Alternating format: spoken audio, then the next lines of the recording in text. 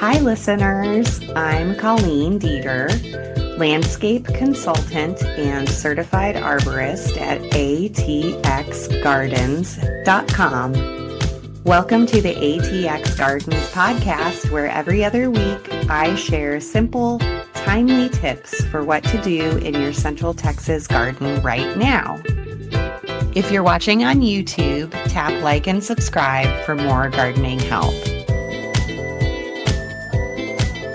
Hey there, Texas gardening friends. Today we're talking about what to do in the first half of May. And as always, this episode is sponsored by my garden consulting business, atxgardens.com. So let's get started. So in general, the first half of May can be a little overwhelming. I'm feeling a little overwhelmed with how fast everything is growing. I know at my house, I'm contending with a lot more weeds than normal because it's rained so much. I have some bamboo coming in, things like that. It's a tough time and it can feel a little discouraging. I am going to use the sheet mulching method in some parts of my yard where the weeds have just gotten to be overwhelming and some of the plants have not been thriving. So I'm going to use that method, which is sheet mulching, where you cut the weeds down. Then you put a couple layers of cardboard, a couple inches of compost, and then a couple inches of mulch on top of that.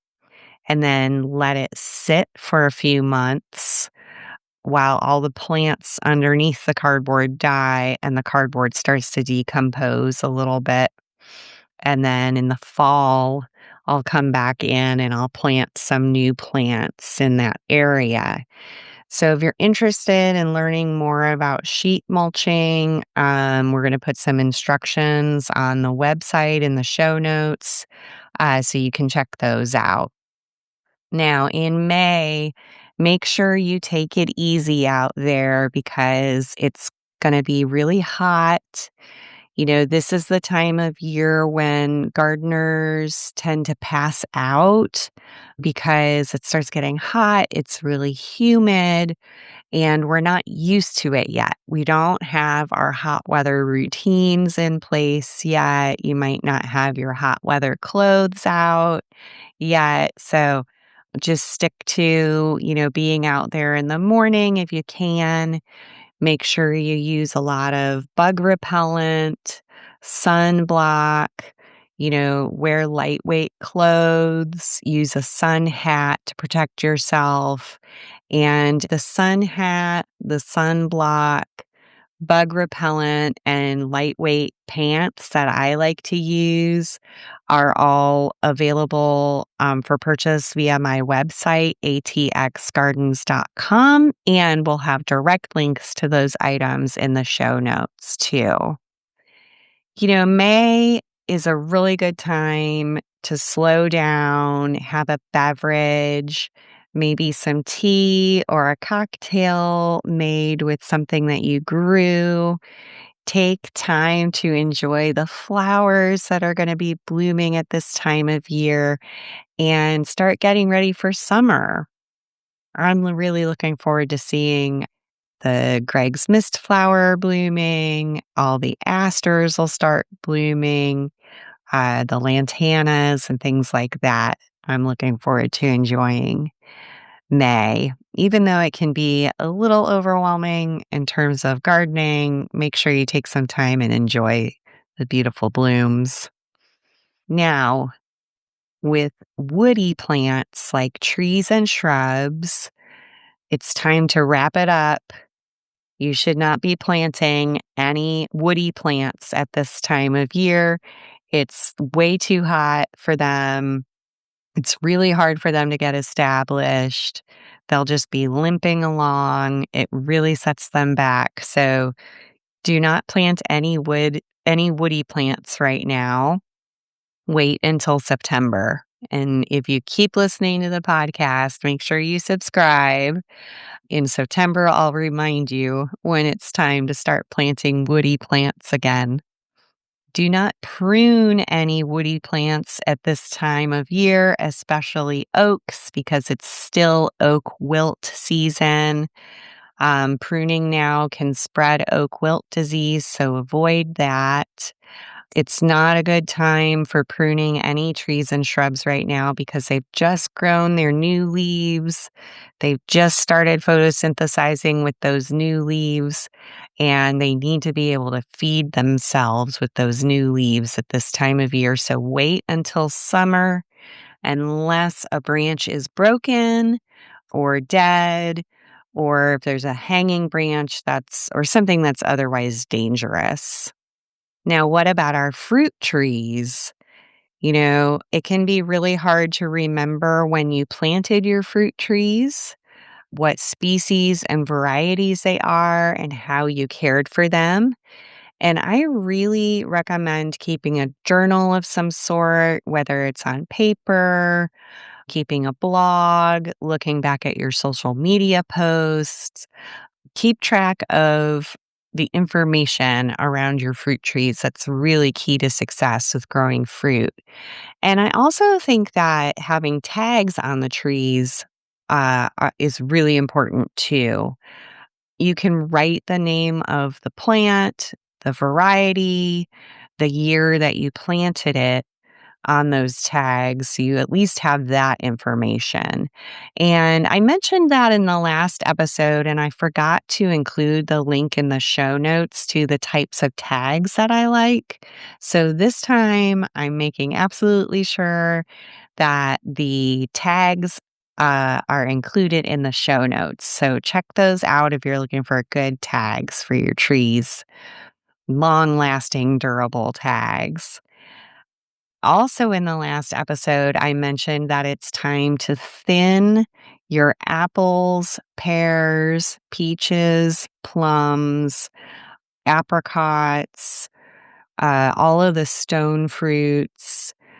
And if you're not sure about thinning, go back and listen to the last episode. That's episode 15 from the second half of April, and I go over thinning in detail. It's really important for the long-term health of your fruit trees that they don't carry too much fruit. And it's really important to make sure that you get fruit that's a good size and that the fruit tastes good too. And if you don't thin them, then sometimes you can have problems with fruit that tastes bland or is too small. If you need to prop up those branches on your fruit trees to support them, if they're too heavy with fruit, that's a really common problem, especially with peaches and nectarines. As the fruit starts maturing in May, the branches might get really heavy and it can break the tree. So make sure you find a way to prop those up if you need to and thin them. And May is also a really good time for doing any soil treatments that you might need to do and feeding of the fruit trees while they're producing fruit and seeds. It requires a lot of feeding. They need a lot of food and encouragement to do that well. So make sure if you haven't yet, get a soil test done so that you know what to add to the soil to support your trees. And if you did get a soil test, now's a good time to do a soil treatment to help nourish those trees while they're doing that heavy, hard work of making fruit. Okay, now moving on to perennials and ornamental grasses and bulbs. Just as a little reminder, perennials are plants that grow from the ground in the spring, then they bloom in usually late spring, summer, or fall. And then the tops of the plants die in the wintertime, and then they come back again in the spring. growing up from the ground. And now is the time for you to start wrapping up perennial planting. Okay. At this time of year, some of the tropical and more cold sensitive perennials will be available at the nurseries, like cannas, yellow bells, firebush, and pride of Barbados, which are all classic choices for Austin gardens. So grab those now if you've been searching for them this spring and couldn't find them because they're often released later because they're a little bit slower to grow back than some of the other native plants because they need really hot weather to get really growing well to look good in the pots. And the nurseries don't want to carry little puny plants that don't look good. So they often wait to start carrying those plants until a little bit later. I love those plants because they're easy to grow. They require very little care. They don't need much water once they're established. They're very beautiful. And all of those plants that I mentioned provide food and shelter for butterflies too. So start wrapping it up though for the perennials, grasses, bulbs, and ground covers. You can transplant them at this time of year. It's really your last chance to get all that planting and transplanting done before it just gets way too hot to plant almost anything. Okay, and now our mid episode sponsor break. Hey y'all, this is Colleen Dieter with atxgardens.com. If you need personalized help for your landscape, book a consultation with me and we'll walk your yard together. I'll answer all of your questions and we'll create a plan together that feels doable for you. I specialize in helping do-it-yourselfers by giving you guidance to get to your garden goals. This week, I have a special announcement. I want to welcome a new member of the ATX Gardens team, Bailey Hoops. She is a clinically trained herbalist specializing in native medicinal plants.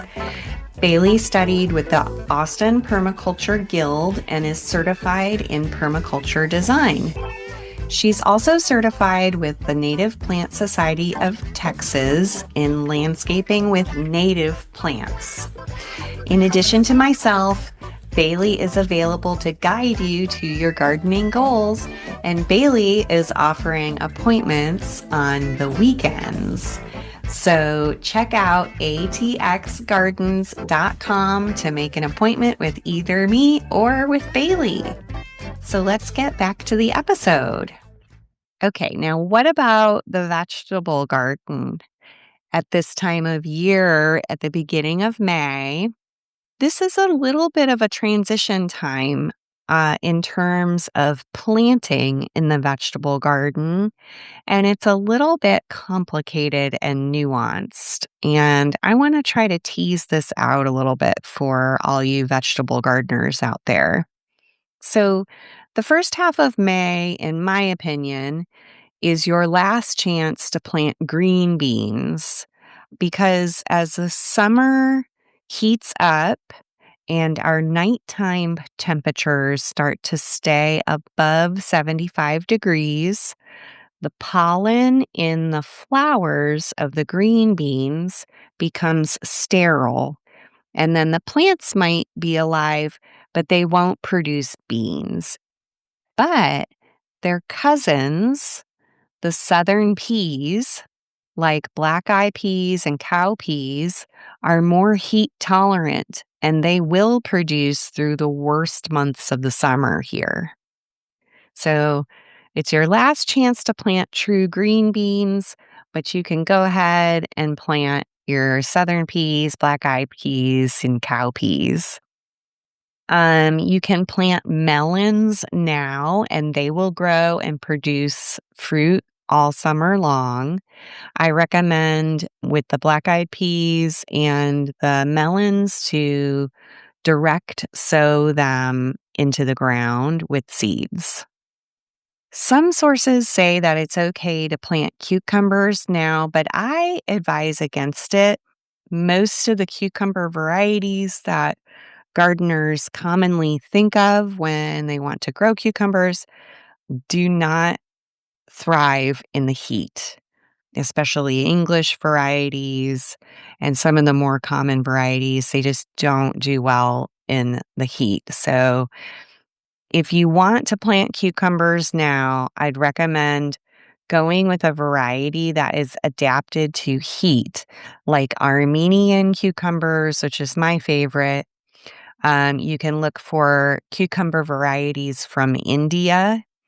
You can grow our native cuco-melons, which are the little teeny tiny cucumbers that are also sometimes called mouse melons, or Jamaican burr gherkins. And all of those varieties could be direct sown from seed right into the garden.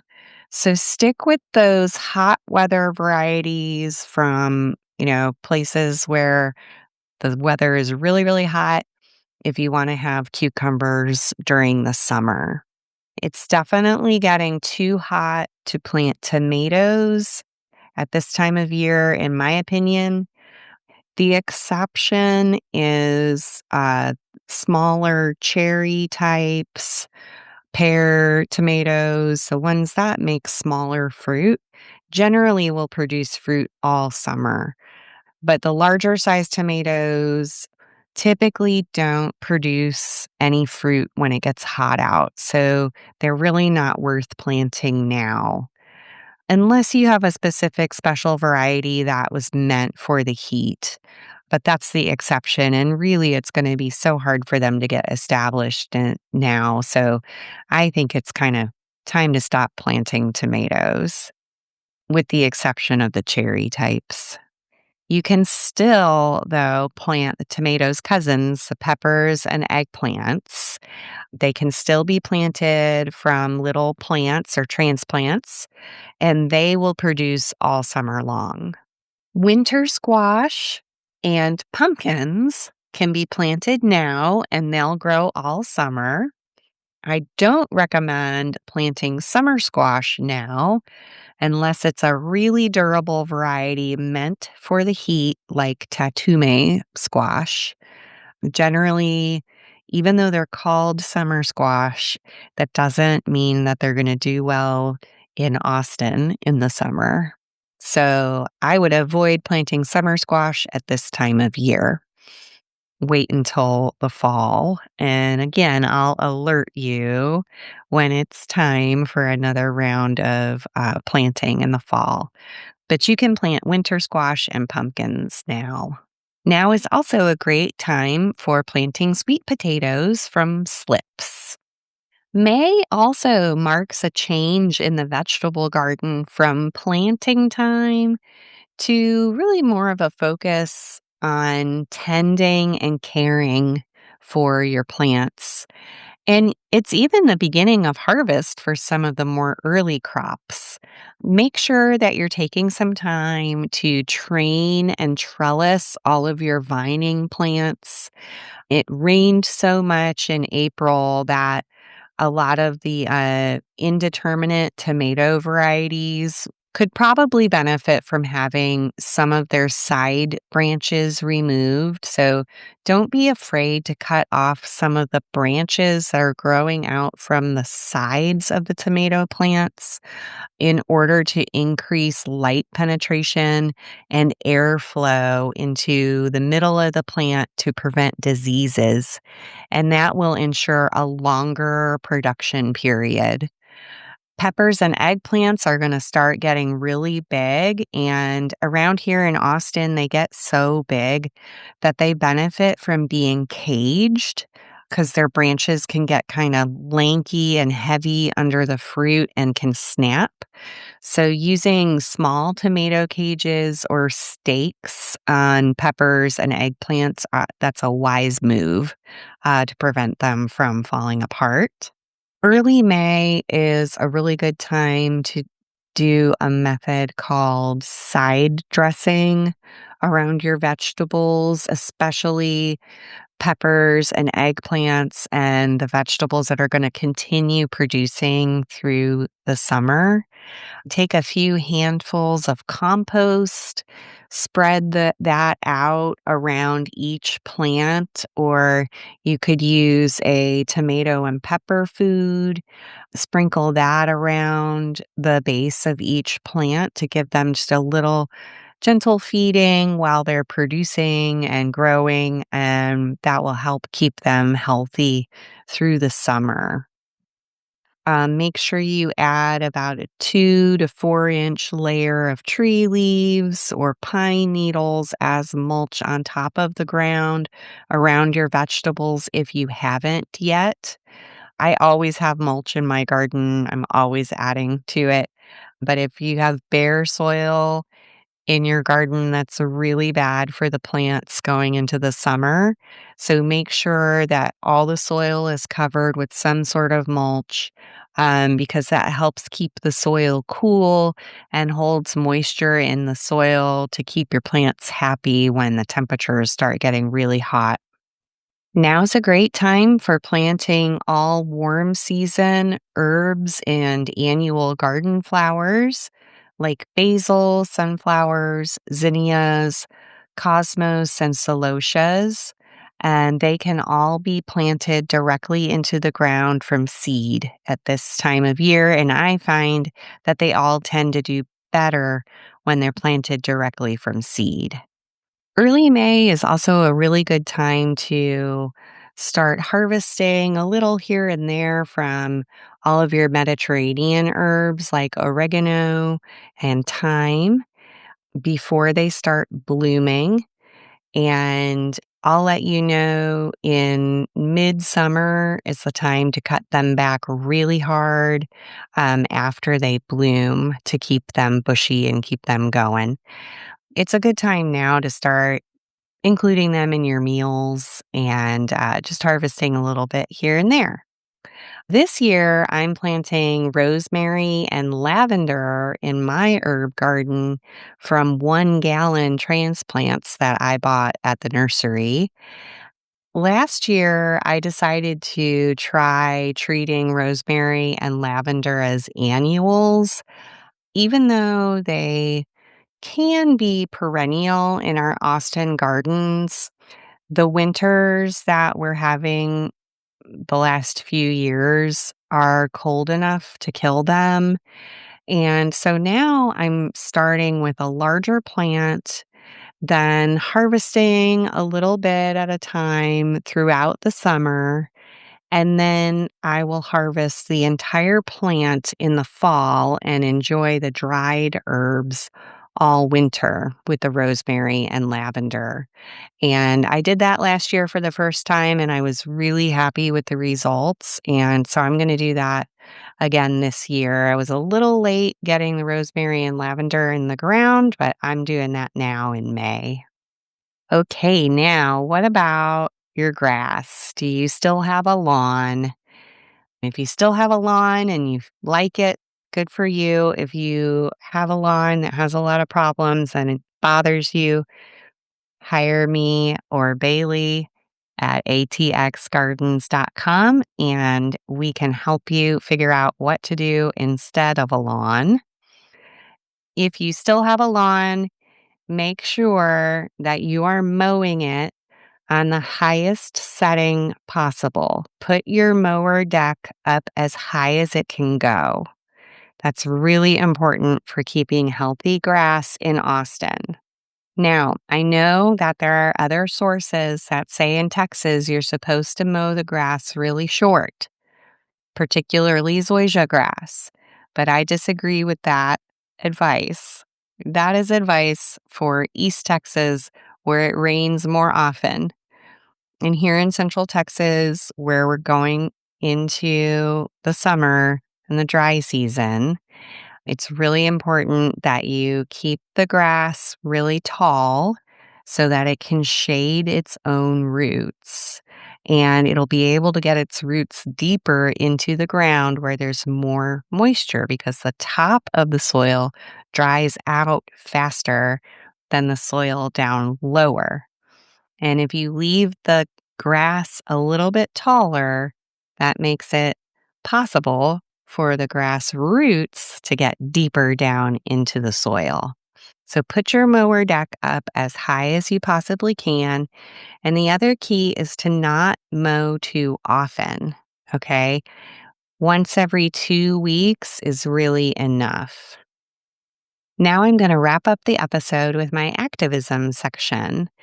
In the last episode, I asked you what we're really doing when we're gardening. I know that we're digging holes and we're growing food for ourselves and we're enjoying being outdoors. But if you grow heirloom seed that's special to you and special to our region here in Central Texas, you're preventing extinction of relatively rare plants, preserving biodiversity, and stewarding genetics that can help us survive climate change and wars. I asked y'all to read the article from The Guardian about the Russian botanists who gave their lives to protect their seed bank during the Nazi blockade of Leningrad during World War II. Those botanists chose to starve rather than eat the seeds that they were charged with stewarding. And to quote the Guardian article, the mission was urgent. Everywhere, conflict, natural disaster, and the destruction of habitat threatened to make certain types of plants extinct. Once destroyed, these specimens and their unique characteristics would be irretrievably lost. The extinction of unexamined plant varieties could mean the loss of world-changing medicines or supercrops that could provide security against famine. End quote. Does that sound familiar? We still face the same problems. Everywhere, conflict, natural disaster, and the destruction of habitat threatens to make certain types of plants extinct. In upcoming episodes, I'll be highlighting organizations that are saving seeds in combat zones. This episode, I start with the story of Ukraine's seed bank, which was secretly rescued from destruction at the start of the Ukraine war. You can read the article with the link in my show notes. And as always, think globally, act locally. Give a donation of cash or seeds to Central Texas Seed Savers, and there's a link to do that also in the show notes. All right, that wraps up today's episode. Again, check out the show notes for links to everything I mentioned. And if you enjoyed this episode, please share it with a Central Texas gardener. It really helps me grow the show. I'm Colleen Dieter with atxgardens.com, and I'll see you next time. Thanks for listening to the ATX Gardens podcast. For show notes, tools, and to book a consultation with me, visit atxgardens.com. Happy gardening! See you next time.